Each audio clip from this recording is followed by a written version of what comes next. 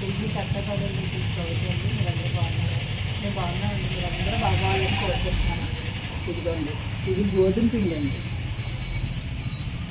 కొంచెం ఉంది ఇంట్లో, 1/2 కేజీ గోధుమ పిండి, ఒక 2 స్పూన్లు బొంబాయి రవ్వ ఏమండి, కొంచెం పించాపు సోడా, ఇది పంచదార పౌడరు, అది తర్వాత కలుపుతాను. ఇందులోనే కలిపేసి మనం అప్పడాల టైప్లోను బిస్కెట్ల టైప్లో చేసేసి వేపేసుకుంటామేనండి. పిల్లలు ఇష్టంగా తింటారు, బాగుంటుంది. గోధుమ పిండి కనుక మనకి హాని చేయకుండా ఉంటుంది. ఆట తిన్నప్పుడు ఏ స్వీట్ అన్నా కావాలి అనుకున్నప్పుడు ఇలా చెయ్యాలి. కొంచెం నూనె కాసి ఇందులో పోసుకుందాం. ఒక్క నేతి చొక్క వేసుకుందాం, 1 స్పూను నెయ్యి, ఒక 2 స్పూన్లు ఆయిల్ వేసేసి ఇది వేసేసి కలిపేసి ముద్ద కట్టేసండి. అప్పడంలా చేసేసి ముక్కలు కోసి వేపుకోవటమే. ఇదిగోండి, 1 స్పూను నెయ్యి, 1 స్పూన్ నూనె కలిపి అచ్చబెట్టుకుని ఇలా వేసుకున్నాం. ఇలా కలిపేసుకోవటం.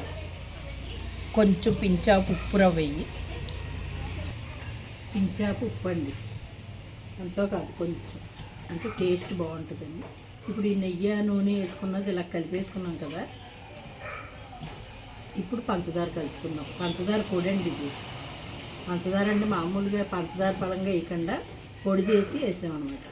ఇదిగోండి, ఇప్పుడు సరిపడా నీళ్ళు వేసుకుని ముద్ద కట్టండి. ఎక్కువసేపు ఉంచక్కర్లేదు, మనం అప్పడం చేసేసుకుని నూనెలో వేపేసుకోవట్లేదు. ఇంకా మళ్ళీ స్వీటు మనం పాకం పట్టి అది వేయకుండా ఇలా చేసుకుని గవలన్నా చేసుకోవచ్చు, బిస్కెట్ రూపంలో చేసుకోవచ్చు, లేకపోతే బిళ్ళ కింద కోసేసుకుని మనం అప్పడం చేసేసుకున్నాక వేపేసుకోవచ్చు. ఏదైనా బాగుంటుందండి. ఇందులో కావాలంటే ఒక ఇలాచి పొడి కూడా కొద్దిగా పించాపి వేసుకోవచ్చు. అంటే మీరు వేసారా లేదా అని అనుకోవచ్చు. మేము పంచదార పట్టేటప్పుడు పంచదారలో వేసేసింది, అందుకని ఇంక విడిగా వేయలేదు. దేనికో ఉపయోగించుకున్న పంచదార అండి అది. ఇది ఎలా ఉపయోగపడుతుంది పైకి చూస్తారు కొంచెం ఏమంటుంది చేసి చూసారు, ఇలా చూస్తా చెప్తున్నానని పైకి చూస్తారా అంటుంది. పిండి అలా అవ్వాలమ్మా, ఇలా అవ్వాలి.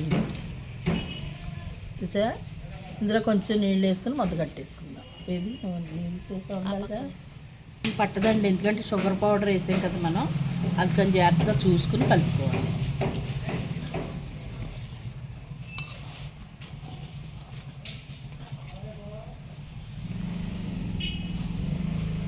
భలే వాసన వస్తుందండి.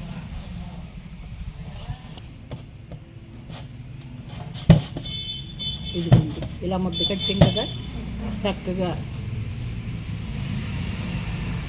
అంత ముద్ద తీసుకుని ఇది అప్పడం చేసేసుకుని ముక్కలు కోసేసుకుని, ముక్క అంటుకుపోతుంది అనుకుంటే కొంచెం గోధుమ పిండి జల్లేసుకుని దీన్ని ఇదిగోండి అప్పడం చేసేసుకుని ఇలా ముక్కల కింద కోసేసుకున్నాం.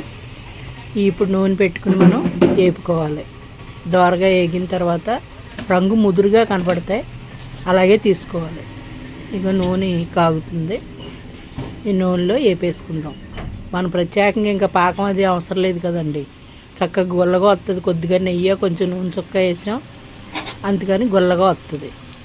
తినటానికి ఫీల్ చాలా బాగుంటుందండి, తినే కొద్ది తినాలనిపిస్తుంది అనమాట, అంత బాగుంటాయి.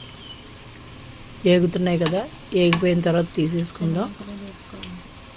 ఐలో పెట్టుకుంటేనండి మాడిపోయినట్టు అయిపోతాయి, పైన మాడిపోతాయి, లోపల ఉడకదు. అందుకని కొంచెం దలసరిగా ఉంటుంది కదా, అందుకు మనం ఏం చేయాలంటే మరీ ఐలో కాకుండా మిడిల్లో కాకుండా మధ్యస్థంగా పెట్టుకుని ఇలా వేపుకోవాలి.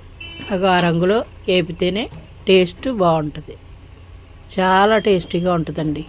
యాలకి ఫీల్ ఉంటుంది.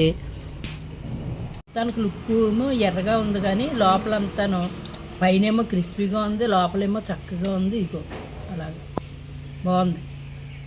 దీన్ని ఏమంటారు అత్తమ్మ ఇప్పుడు చెప్పండి? పేర్లేంది స్వీట్